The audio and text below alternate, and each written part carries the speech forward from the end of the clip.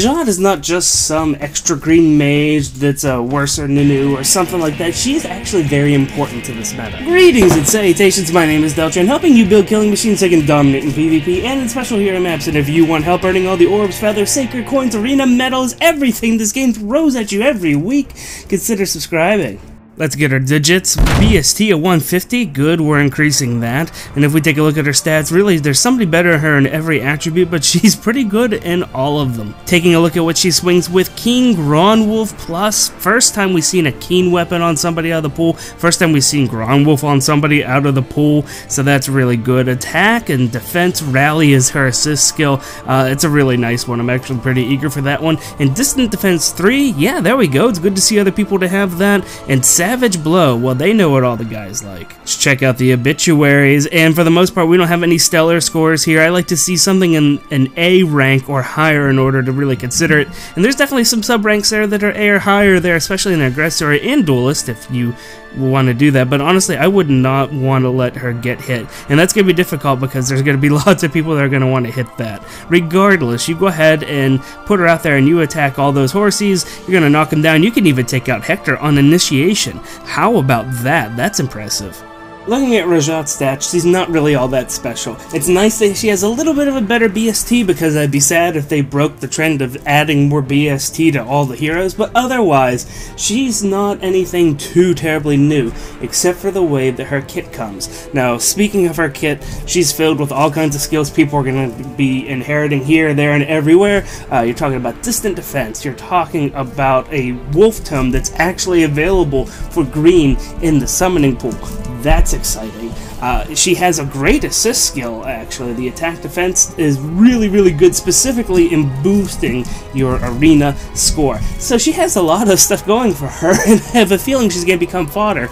But she is so important. She comes stock with the ability to be able to stop all of these cavalry units that are just coming at us. I mean, Horsey Emblem was driving me nuts. I don't know if it's driving you guys nuts. I'd imagine it is, because every time I talk to somebody about PvP Arena, what do they complain about? They complain about Reinhardt. They complain about Brave Lynn. And you know what? Who always comes with them is there's always a Camus, there's always a Xander, there's always a what's her name? I always mess this up. There's always a Cecilia. There's all this stuff that just is wreaking havoc, and she comes stock ready to just take that all out. So when it comes down to it, I think it's a mistake to fodder her off, unless you already have like a pet project going on. Then you know what, please do go for it. But I think it's a mistake to just look at her and say and just not give her another thought. Just go ahead and use her and it'll be good. If you want to have a little cheap fun, Glimmer and Moonbow are both really good specials to give her. Technically, Glimmer is better, and you'll notice it in some of the stronger content, but for the most part, Moonbow is really just as good when it comes down to it. You're not going to notice much of a difference in PvP. Bowbreaker is a nice skill. It helps get her a few more kills that you would hope that someone would be able to get in this particular situation. And once she gets beat up, Vantage actually works really well on her. She has just enough to be able to retaliate most circumstances, not all, especially against all the horsies. If you're looking for some substitution skills, you could go ahead and put in Reposition instead of her Rally skill. Reposition is what I always recommend, because it's always what winners recommend. Threaten Resistance 3 is a good skill to put inside of her Savage Blow if for some reason that's not what you're into.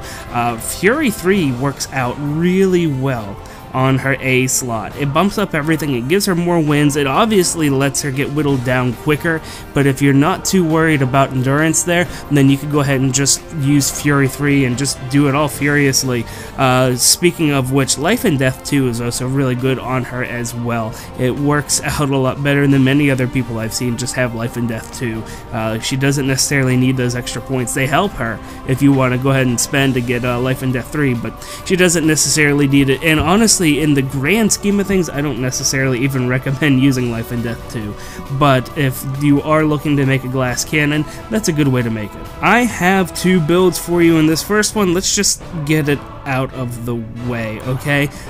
Yes, she could be a pretty good Gron Blade user. She's not as good as Nunu, but she does tolerate more attacks than what Nunu does, so it'll work. It's fine.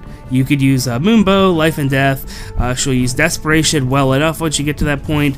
If you don't want to have Savage Blow, you can put on whatever C slot you want, and that'll work out just fine. Checking out the obituaries for this, I mean, they're sort of what we would expect for something of this nature. She doesn't have all the wins.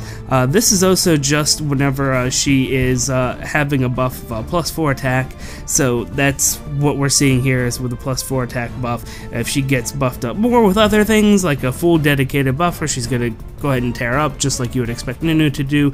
I can't necessarily say I recommend turning her into a Gron Blade user, just because, first of all, if you already have a Gron Blade Plus that you want to throw around, that means you have a Nunu, and you have the best user that's available out of the pool right now. So just keep her, just use her. There's no reason to turn her into a Gron Blade user. Now here's our second build, and honestly it keeps a lot of what we have going on from the previous one. We have the green the green keen wolf tome is here, and reposition, as I mentioned before. We're gonna go ahead and give her Glimmer, and we want to have Swift Sparrow. We don't need to have distant defense on this. We want to have Swift Sparrow and Guard, and we're gonna talk about that here in just a second when we go to the obituaries. But as you see, we're not taking any hits at all. We're a little bit more aggressive. We're able to actually stand and deliver on that front. There's no reason why I picked Dry Defense 2 other than I've already picked a few skills that are harder to come by, and I know Dry Defense is a little easier to come by, so I put that there just to make it seem like I'm being friendly, but honestly, I don't care what your C slot is. Use whatever is going to make your team shine. So let's go ahead and take a look at these obituaries on initiation. I mean, like, this is without buffs, okay? This is without support. This is her all alone in the world. And this is wonderful because there's so many times you have a team where you're like, oh no, they're all like, it's an engine. And I love building teams. I love having engines like that. But when it comes down to it, having a unit that could just go out there and do its freaking job, that's wonderful. That's exactly what she's doing here. Look at all the horses that are gone on initiation. We're also taking care of some really high defense targets here, like Brave Ike. We're also taking care of Hector. I mean, guys, this is this is great. This is what you want to see. I love having this here because she's also able to take care of some archers. She's also able to take a lot of damage from a lot of different sources and just not keel over. Now, of course, really heavy green mages are going to knock us out. Red mages are going to knock us out. All the distant counter people that are on red are going to knock us out. Just to point it out, Ira in the DPT does not have distant counter. Mia in the DPT does have distant counter, and made that choice because they're so close together, but Ira actually has more initial oomph if you just use her to charge into the enemy, so I wanted to make sure that she had that there to represent the fact that you can defend against something like that, and let Mia take care of the whole distant counter shenanigans. So that's what's going on here. There's so much going on, and the seal is very important, and we're going to see that here in the next slide. So 5 and 21, it doesn't sound like you should be excited about this, but first of all, whenever you sit there and bait, you could still kill a Cecilia. And this is good because this Cecilia does have a Blade Tome in the DPT. This Cecilia does have the Hone Horsey's buff in the DPT, so this one's pretty darn charged up. This is a threat, and she can tank it and just say goodbye. She could also take care of the couple of other archers that are there, and take care of Reinhardt. When it comes down to it, you're taking care of so much, and if you take a look at who we're bouncing at the bottom, we're still bouncing out a lot of heavy units down there and defending very well. Now, of course, a lot of the people that, and some of the people we were killing, like Brave Lucina, now are killing us.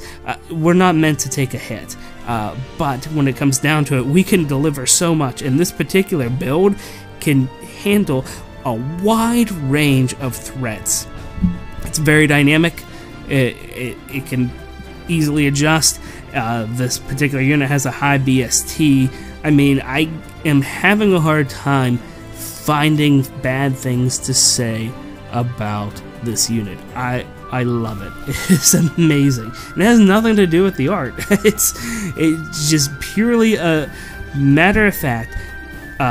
She can deliver on so many different fronts. She's flexible in that way. Amazing flexibility.